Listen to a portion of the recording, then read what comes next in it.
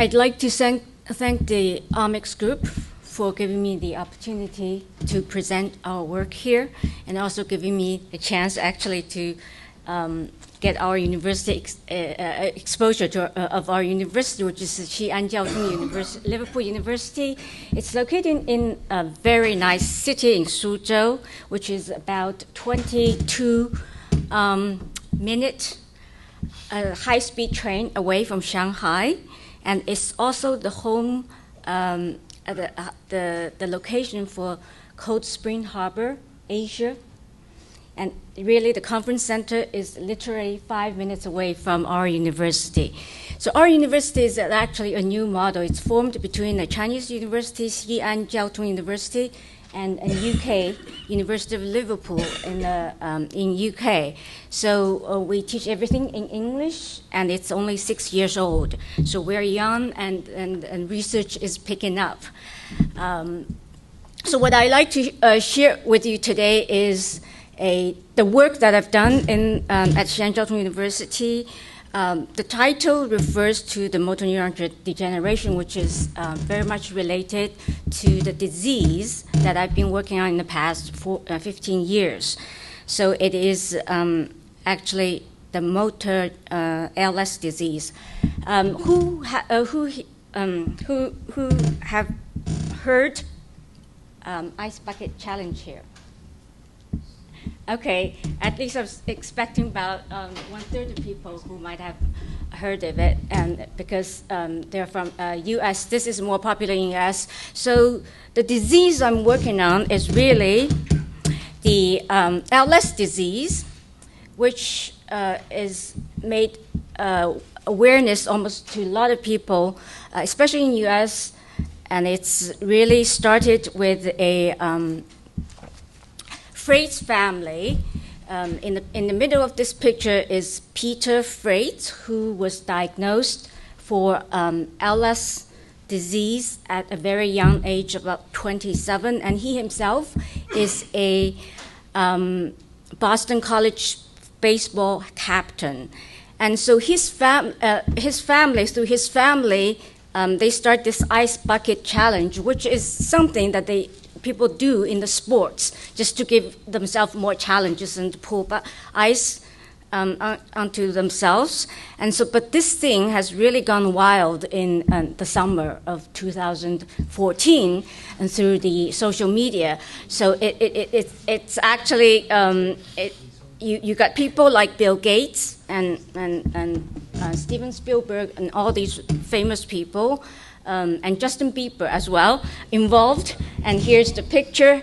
And also here is the undergraduate students in our department who actually did the Ice Bucket Challenge collectively in one summer on the university campus. And so really this is something phenomenal in a sense that from July to here, and this is the sentence from ALS website, is that it has raised $115 million donation, and which is at least 5-fold of their annual donation that they received normally, and 21.7 million of it with a matching of $12.5 million, and so it's a total 31.2 million have been allocated to 6 groups internationally, mainly in US, to do research for ALS. So this is a tremendous success example of actually social media in a way, if you think about it, because nothing like that would have happened without say, Facebook. So anyway, so this will be important and beneficial to about 450,000 people worldwide who are affected by ALS disease. So what is ALS? ALS is also known as Lou Gehrig disease in US, but most commonly known as motor neuron disease in UK. So it really is a progressive, age-related neurological disorder that are caused by degeneration of motor neurons, mainly in the spinal cord as well as in the brain and motor cortex. And these are the neurons that are responsible to send nerves that innervate the muscles. When they degenerate, locomotion will be, movement will be affected. And usually the symptoms start either in the limbs, 70% of them are in the limbs, or bulbar region. And after difficulty in the movement, this is followed by paralysis. So it's a debilitating disease. And in the end, patients die due to the respiratory failure because the muscle can't allow you to breathe, so you die. And the average disease duration is about 3 to 5 years, and there's no cure to this disease except a one drug that can extend the life for about 3 to 6 months.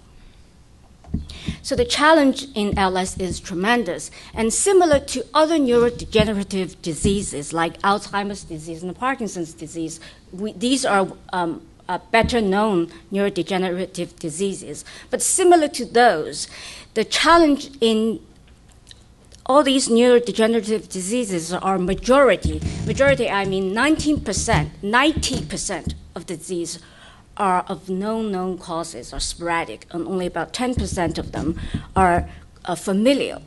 And in ALS, it's more challenging in the sense that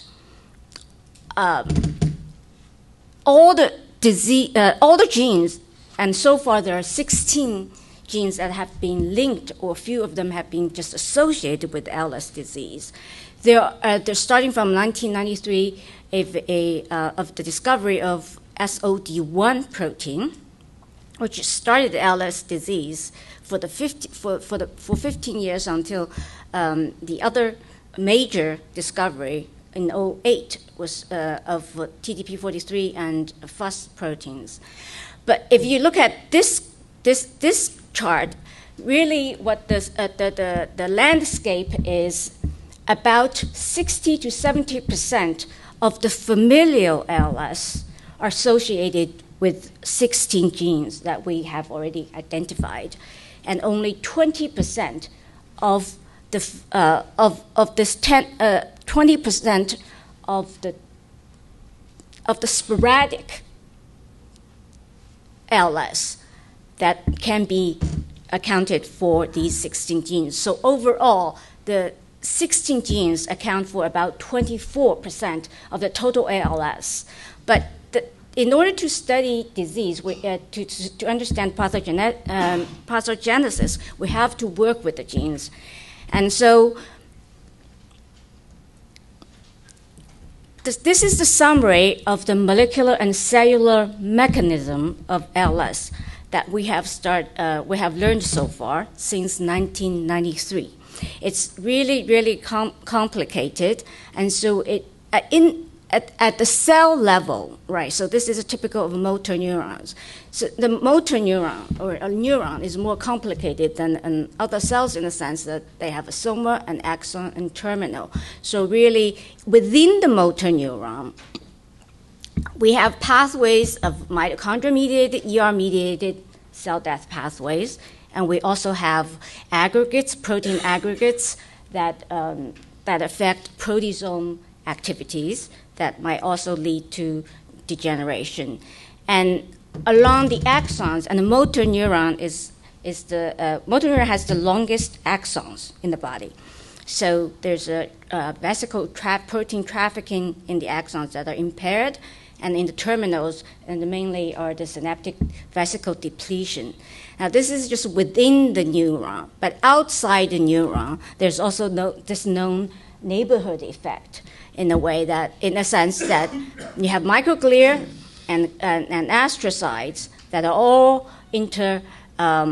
influencing the motor neurons, and so the degeneration itself is a non-cell autonomous phenomenon.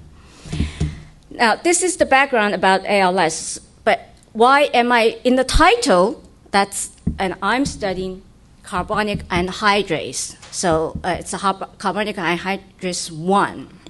So why am I studying this? Because it's not one of those genes, and it's not obviously shown in the pathway. So the reason that I work on CA1 is actually due to the the studies that we published previously, that CA1 is a protein that was discovered in a screening for a different purpose based on a different hypothesis to look for a common molecular signature in all ALS. And somehow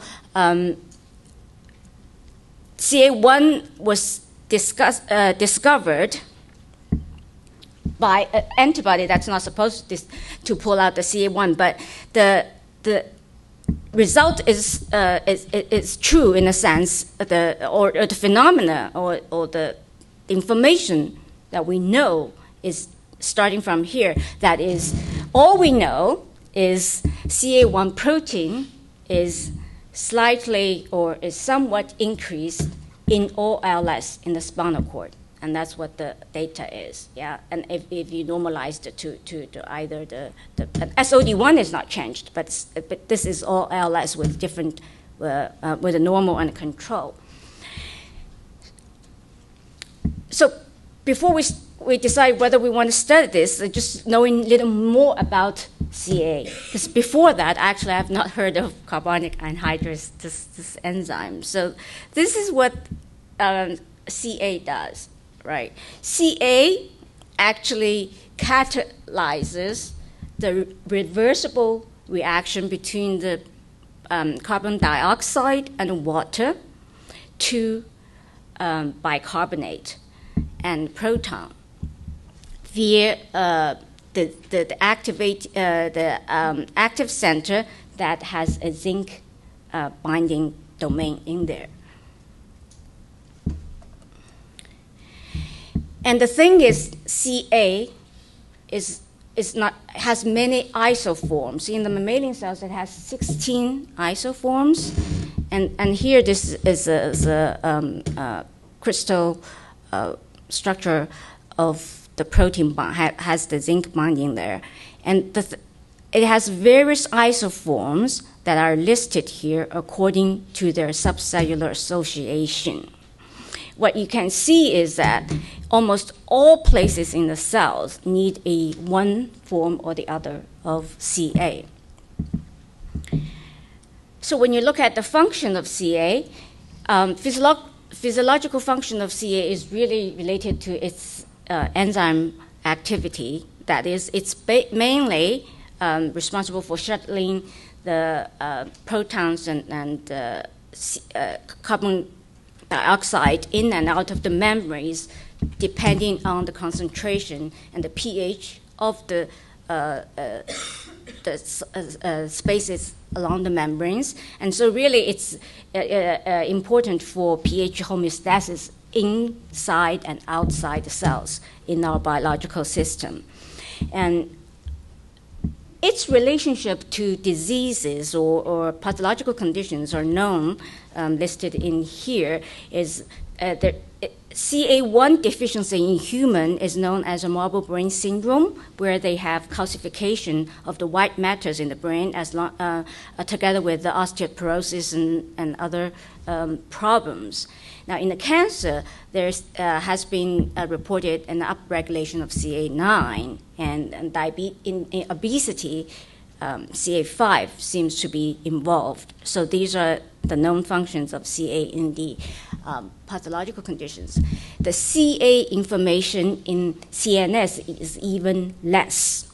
So for the cytosolic ones, CA1 has been reported to be expressed in the oligodendrocytes and CA7 in hippocampus. And there are some membrane forms of the CAs are expressed mainly in the hippocampus, and also this inactive form of CA is expressed in the retina. And their function in central nervous system is really responsible for communication between the neuron and the glia at the synaptic terminals, and for synaptic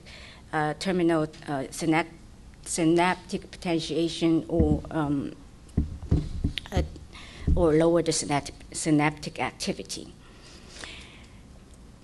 And so because the CA1 expression or function is not known at all in CNS, that's why we thought at least we can fill up that blank information by looking at CA1 in the spinal cord, and because that's where it's all started. So we actually look at the CA1 expression in the spinal cord, and here it is a human spinal cord at a lower magnification where it's not clear, but you can see the brown dots. And here is the, okay, I'm taking too long now. I'll finish quickly. Here is the expression in the brain in a higher magnification when you see actually the brown staining. And here's the control just to show you that we did take control of the antibody specificity. So it's looking at CA1, not CA2. And in fact, if you look at the CA2 expression, it's very different. It's totally outside the neurons versus the CA1 expression in these big motor neurons. And I'm gonna, and if you look carefully, this is another interesting that prompted us to look at the CA1, study CA1 further in the disease content. That is, CA1 is supposed to be a cytosolic protein, but in the staining, it really shows punctate appearance. And this punctate appearance, by using different subcellular markers, we find it's actually co-localized with ER markers. And so the most we can say is membrane associated and probably is ER associated. We don't know for sure at all at this point. And I'm going to skip that. So based on these, we decided to look at the study further of CA1 in the ALS disease content or the motor neuron degeneration content. That the approach that we want to use is actually to study in a Drosophila model. The reason is there are many well-established Drosophila models of neurodegenerating and degenerative diseases, including ALS. And also, the wonderful system is that you can easily do cell-specific expression of your protein in almost any type of cells in the Drosophila by using this GAL and US system. GAL is transcription factor binding to the US to activity. So you have the two Drosophila cell lines, and if you want to express the gene, you cross them, and it'll express the gene. So, and these are the promoter we used for our study, and these are the proteins we used. And mainly you see our protein here, and we have control proteins. Whenever you express protein, you need to have the control proteins. And the D42 is the line that I'll report the rest of the data to you that are motor neuron specific promoters. So we have, we also introduced the mutant of CA1, which is known to be enzyme inactive. And we have biochemical data to show that it is enzyme inactive. And here's just to show you that we have different lines. The line is express control protein, GFP, express our protein either in the presence of GFP or not. And there's no differences. And also in express or mutant protein, they're all expressed at a similar compatible level, so we can compare them. So the first thing we looked at is actually the locomotion defect. And their standard way of looking at locomotion defect in Drosophila, one is in the larva, and this is done by crawling test, and just to see how far they can crawl. And of our CA1 Drosophila, right, has crawled less distance than the GFP control. And this phenomena is activity dependent, reflected in two ways. One is that in the mutant, when we introduce the mutant, the defect is disappeared.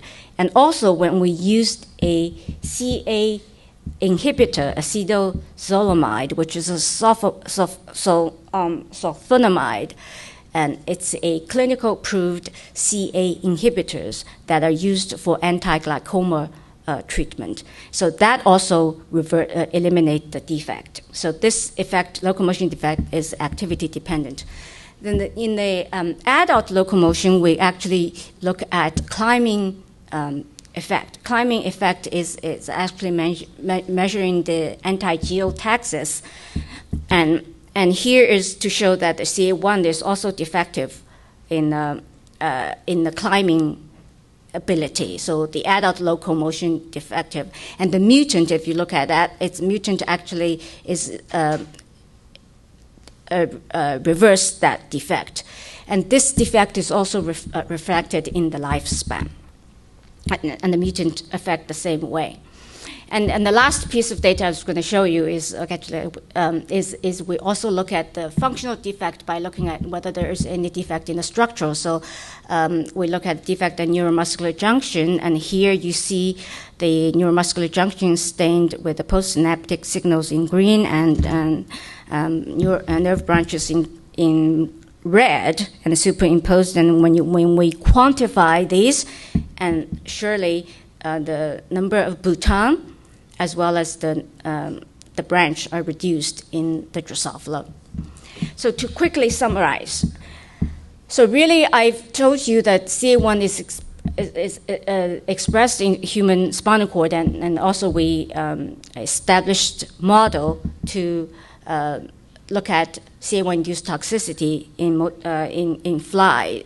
And so far, our work is not the most interesting, but because in order to relate this to LS, what we want to know is whether CA1 can modulate LS model of in the Drosophila. So that's what we want to look at next, is to look at whether CA1 can moderate SOD1, which is a LS model. And also, because of the appearance of CA expression, we hypothesize it might work through the ER pathway, and then we would like to know whether inhibitors of CA1s and other could be therapeutic useful for LS. So like to acknowledge the students, mainly undergraduate students, who actually did the work, lots of them, but did the work, and this is in collaboration with Tatsuo Kadawaki, who actually provides all the Drosophila for us. And the human spinal cord work was in collaboration with Robert Bowser at the University of Pittsburgh. Thank you for your attention. I'm sorry to go over a little bit.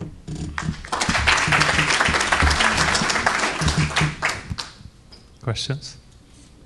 One question. I really threw everybody off. Okay. Let's thank you again.